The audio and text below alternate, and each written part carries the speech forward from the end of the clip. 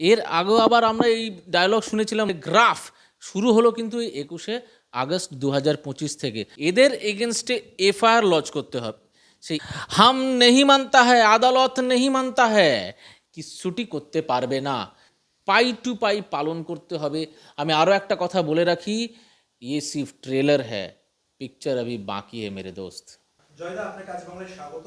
আমরা দেখলাম যে নির্বাচন কমিশনের কাছে রাজ্যের সিএস চিফ সেক্রেটারি তিনি গিয়েছিলেন মনোজ পন্থ, কার্যত ধমক খেয়েছিলেন এবং ডেডলাইন ছিল 21শে আগস্ট।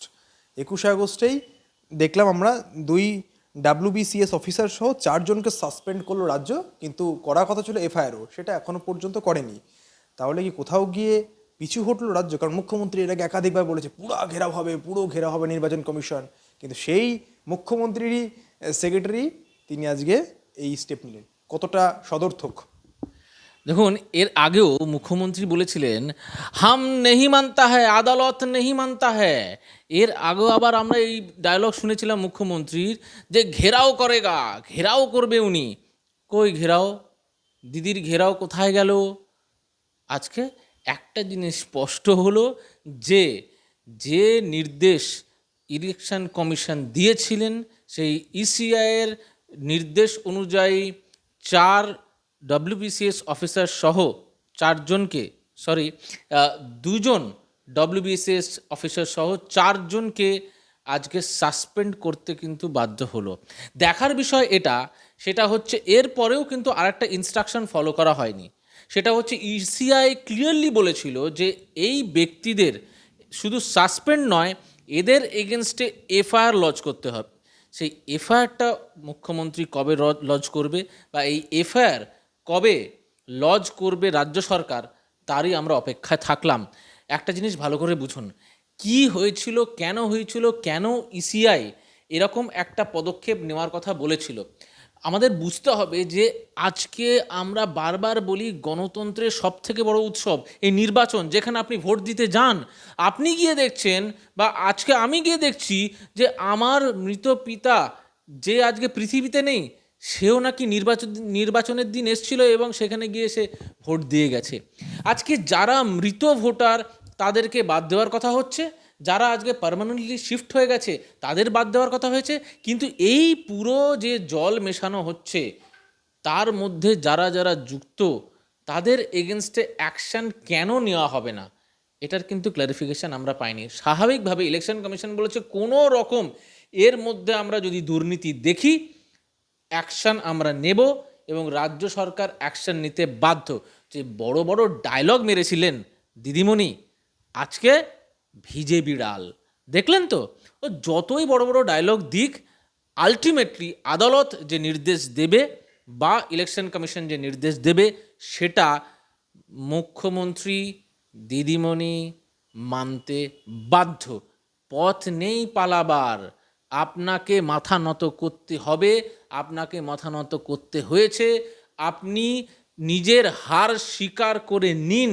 সময় হয়ে গেছে, আপনার তৃণমূল কংগ্রেসের এক্সপায়ারি ডেট ঠিক হয়ে গেছে, মে 2026।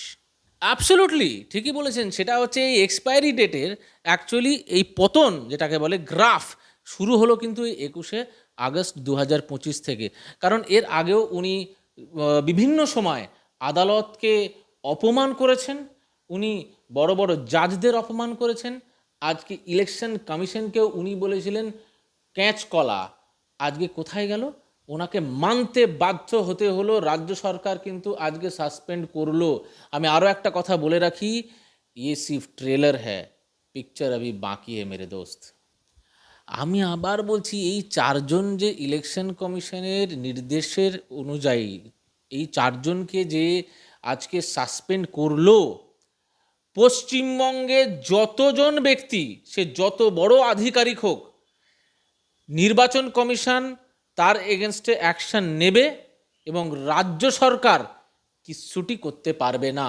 যতজন ব্যক্তি এই দুর্নীতির সঙ্গে যুক্ত হচ্ছেন, ফেক ভোটার হোক বা কোনো রকম এই ভোটার রোলের সঙ্গে জড়িত কোনো ব্যক্তিকে আমরা যদি পাই, যে ইলেকশন কমিশন পায় যে এ দোষী, তার এগেনস্টে এরকম কড়া পদক্ষেপ নেবে।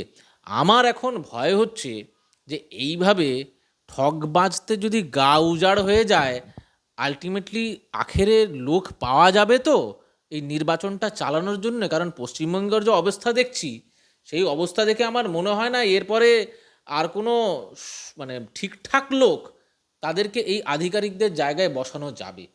এমন পরিস্থিতি হয়ে গেছে পশ্চিমবঙ্গের। আপনি দেখুন, যে ভোটার লিস্ট আজকে 1,1200 ভোটার, কোথাও এরকম হবে না তো যে সেটা 600-তে নেমে আসবে? সময়ের অপেক্ষা। এসআইয়ের যে বিষয়টা, এসআইয়ের বিষয়ে চিফ ইলেকশন কমিশনার উনি কয়েকদিন আগে প্রেস বিবৃতি দিয়ে বলেছেন, এবং উনি খুব সুস্পষ্টভাবে বলেছেন যে ইনফ্রাস্ট্রাকচার আছে ইলেকশন কমিশন এবং রাজ্য সরকারের কাছে এবং তাদের কাছে, এটা খুব ভালোভাবে এই এসআইআর করা যাবে। এই এসআইআর করার জন্য আরও একটা বলে দিই, এটা ইমপ্লিমেন্ট করার জন্য পশ্চিমবঙ্গে কোনোভাবে যদি রাজ্য সরকার ব্যাকগ্রামবাজি করে, তো রাজ্য সরকারকে তার খেসারত দিতে হবে। রাজ্য সরকার কোনোভাবে এই নির্বাচন কমিশনের যে আদেশ তাকে যে পালন করতে হবে, সেটা কিন্তু আজকে স্পষ্ট হলো যে তার নির্দেশ অমান্য করে কোথাও পালাবার জায়গা নেই। সেরকম এসআইআর যেদিন শুরু হবে, এসআইআর যেদিন ইমপ্লিমেন্ট হবে, তার যে নির্দেশিকা আমাদের সামনে আসবে, একটি নির্দেশিকাকে পাই টু পাই পালন করতে হবে রাজ্য সরকারকে। পালাবার রাস্তা নেই। কারণ ওনারা কি চাইছেন? ওনারা বলছেন যে ব্যক্তি মারা গেছে সেই ব্যক্তিকে ভোটার লিস্ট থেকে বাদ দাও। কী সমস্যা ভাই? যে ব্যক্তি এই ভোটার লিস্টে আছেন কিন্তু সেই ব্যক্তি এখানে থাকেন না, একদম পার্মানেন্টলি স্থানান্তর হয়ে গেছেন অন্য জায়গায়, তাকে বাদ দাও। কী সমস্যা ভাই? যে ব্যক্তি আজকে তার এখানে কোনো অ্যাড্রেস আছে কিন্তু আমরা খুঁজে পাচ্ছি না সেই অ্যাড্রেসে, তাকে বাদ দিন। কী প্রবলেম ভাই? আজকে যে ব্যক্তির ডাবল ডাবল এন্ট্রি হয়ে আছে, ডুপ্লিকেট এন্ট্রি, সেই ডুপ্লিকেট এন্ট্রিজগুলো সরাতে হবে। কী সমস্যা ভাই? সমস্যাটা এখানে যে এই জালি ভোটার বা যে ভোটাররা আজকে থাকার কথা নয়, এই ভোটারদের নামগুলোকে ব্যবহার করেই কিন্তু বিকেল 3টে 4টে 5টার পরে নির্বাচনের দিন এই বুথটাকে জ্যাম করে এই সংখ্যাগুলোর উপরেই ছাপ্পা ভোটটা চলে।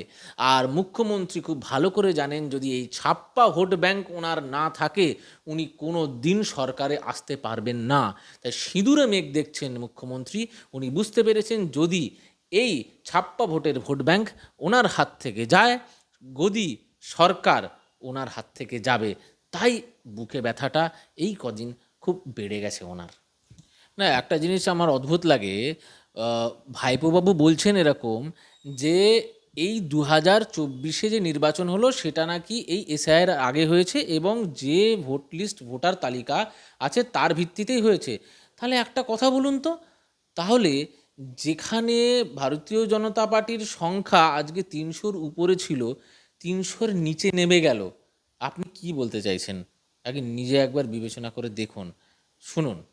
এসআইআর করার পিছনে কোনোভাবে ভারতীয় জনতা পার্টির কোনো আখের গোছানো বা স্বার্থ নেই। আমরা একটাই জিনিস চাইছি, স্বচ্ছ ভোট এবং স্বচ্ছ নির্বাচন।